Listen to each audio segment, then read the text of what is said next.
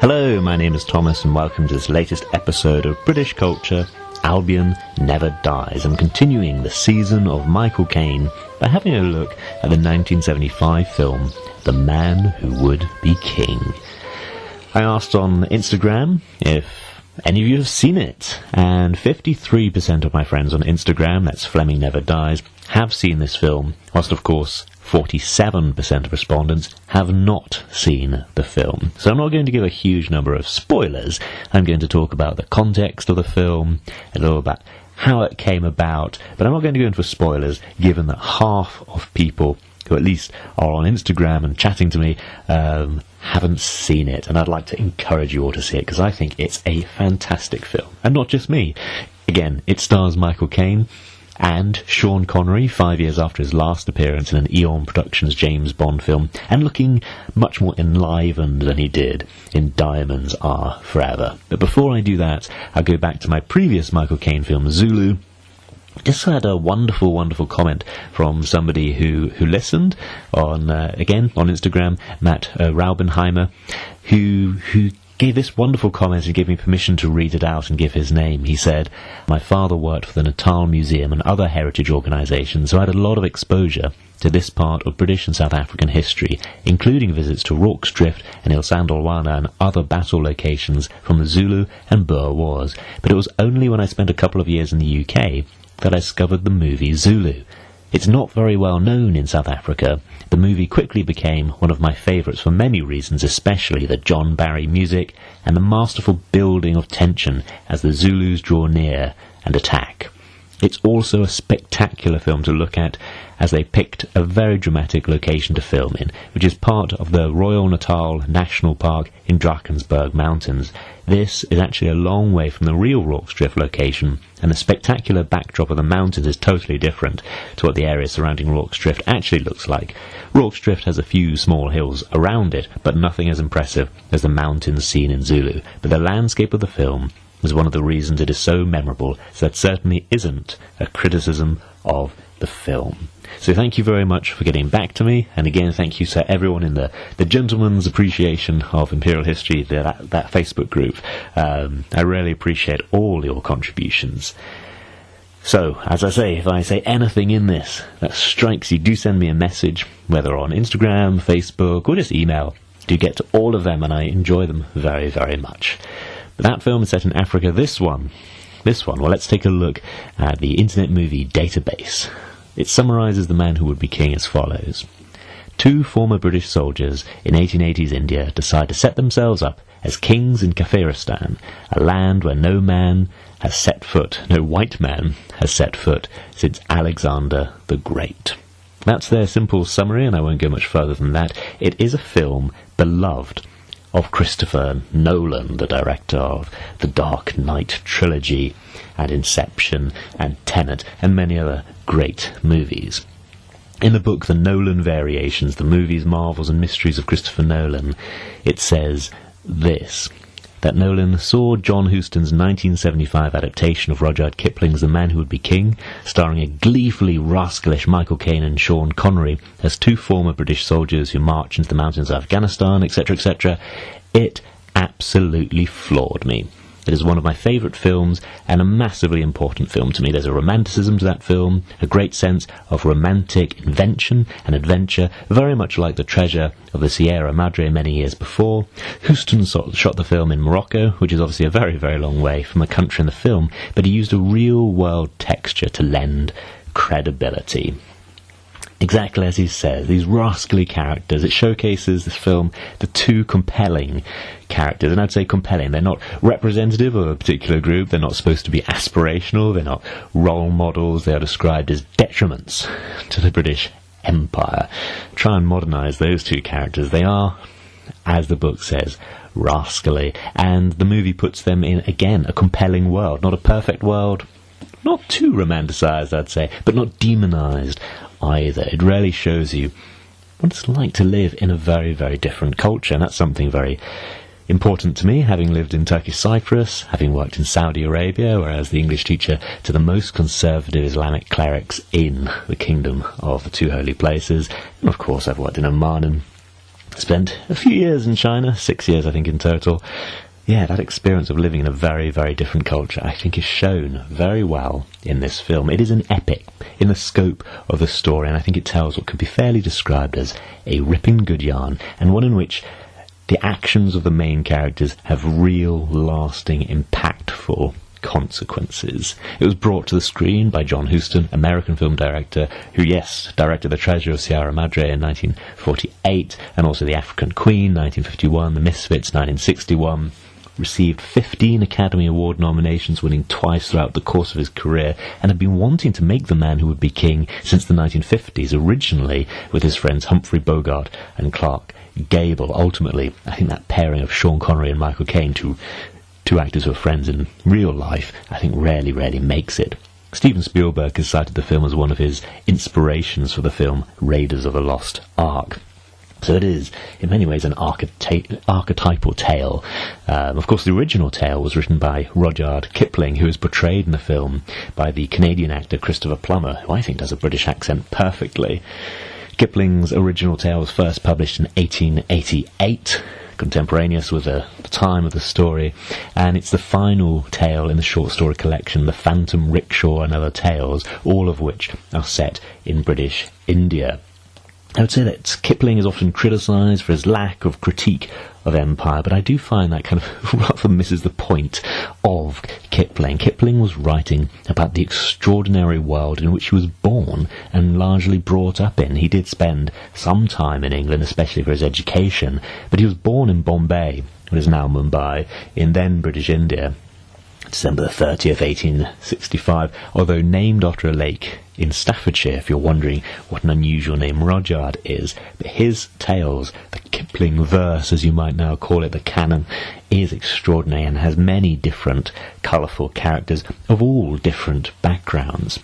This short story collection only follows 2 years after his first, Plain Tales from the Hills, which I think is one of his best. And I was talking to an academic recently about, the power of Rudyard Kipling's writing and how he didn't seem to be restricted to genre. He wrote about British India, he wrote very whimsical tales about England, and was, of course, a World War I poet, and often he's focused on for the latter, but I think his tales from India really give a very interesting window into that world. I mentioned it just earlier, the Facebook group, the Gentleman Society for the Appreciation of the British Empire. I asked the fellas there if there's anything about this movie and about this original story that more people should know, and one gentleman, a Mr. Comfort, said the novel by Kipling is apparently based on a real-life Pennsylvania Freemason, Joshua Harlan. Harlan, a member of Union Lodge 121 Philadelphia, did something similar. He wrote one book about his adventures, but because he ripped the British so badly for their behaviour in India, no publisher would touch a second edition. There is a fantastic book that came out 20-30 years ago called The Man Who Would Be King, all about him, and then he says that he promises to photograph and post information more about it when he got to his office, and he apparently had access to Harlan's Masonic Lodge records, and then he did so. He took a photo of it and showed me, and it was really interesting to see it, the lodge record when Harlan was made a Mason in 1821. According to the lodge history, he was eventually suspended for non-payment of dues. I guess that can be a problem when you're off exploring parts of the world that haven't even been mapped yet. And yes, somebody else shared me a book, apparently by Ben McIntyre. I wonder if that's the same writer as Operation Mincemeat, Ben McIntyre. But Mr. Harlan appears as a character in a Flashman book by George MacDonald Fraser, The Mountain of Light, about the First Sikh War. So that's a really interesting bit of real-world inspiration. And again, I was asking fellas in the comments, one gentleman, Mr. Goldstraw, said, I think it sums up the sheer brazen nature of the British in that region. If you get a chance, read The Anarchy by William Dalrymple. Somebody else said that he read in the short story something about an Englishman who became ruler of Sarawak, and several people joined in saying, yes, that was the Brooke family. They ruled Sarawak and Borneo for 100 years, roughly. It was a recognised state, which both the UK and the USA recognised, and they recognised the White Rajas as monarchs. The IMDb summary of the film The Man Who Would Be King talks about Kafiristan. Kafir, of course, means unbeliever in Arabic, but it specifically refers to the infidel, so not Christians, not Jews, who are of course people of the book, but the people that I believe the Prophet Muhammad made war upon. So, Kafiristan therefore means the land of the infidels. It's a region in eastern Afghanistan where the inhabitants had retained their local culture and religion and rejected conversion to Islam. However, in 1896 the ruler of Afghanistan conquered the area and brought it under Afghan control. The Kafirs became Muslims, and in 1906 the region was named Nuristan, meaning the land of light, a reference to the enlightenment brought by Islam. So I'm getting this from the Library of Congress, which itself is drawing information from the Royal Geographical Society of Great Britain, and they have a map created by Edward Stanford in 1881. This was a very, very difficult time to access this part of the world, and it's detailed in Peter Hopkirk's book, The Great Game, The Struggle for Empire in Central Asia, which starts off explaining what an unknown part of the world this was in the mid-19th century. It simply wasn't mapped. It had successfully rejected outsiders, and we have that today when we talk about Afghanistan. There's often this idea that Afghanistan is somehow immune to conquest. The USA failed there, the Soviet Union failed there, British and Russian empires didn't really get a toehold. But of course, it is an Islamic country, and I've just mentioned one of the Islamic conquests of it, and it's now under the control of the Taliban, which of course comes from the Arabic word talib, student, which is not native to the country. And I think there's a lot to look into there. For example, the role of Saudi Arabia and its financing of madrasas, exporting the fundamentalists that would be dangerous within Saudi Arabia to somewhere outside of Saudi Arabia. Afghanistan is as good a place as anywhere else, and you can read a lot about that in Robert Lacey's book, Inside the Kingdom. Kings, clerics, modernist terrorists, and the struggle for Saudi Arabia. Again, when I worked in Saudi Arabia, I was working with the most conservative Islamic clerics there, and Robert Lacey's book really does shine a light into the last, 30 years of Saudi, and I think gives an insight into why the Saudis financed, the extraordinary system of beliefs that is over there in Afghanistan. So again, maybe it's immune from conquest, but it's not immune from influence. Like all countries, it can be influenced by its neighbours. But that, as I say, goes right back to the Great Game. And this gives the context to what Kipling wrote about. Maybe I'll just read out from Peter Hopkirk's book, just from the first page, to give you a bit of a flavour. On a June morning in 1842, in the Central Asian town of Bokhara, two ragged figures could be seen kneeling in the dust in the great square before the Emir's palace. Their arms were tied tightly behind their backs, and they were in a pitiful condition, filthy and half-starved. Their bodies were covered with sores, their hair, beards and clothes alive with lice.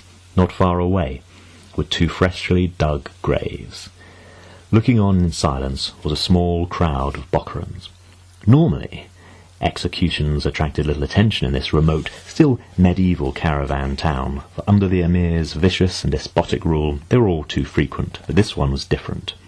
The two men kneeling in the blazing midday sun at the executioner's feet were British officers.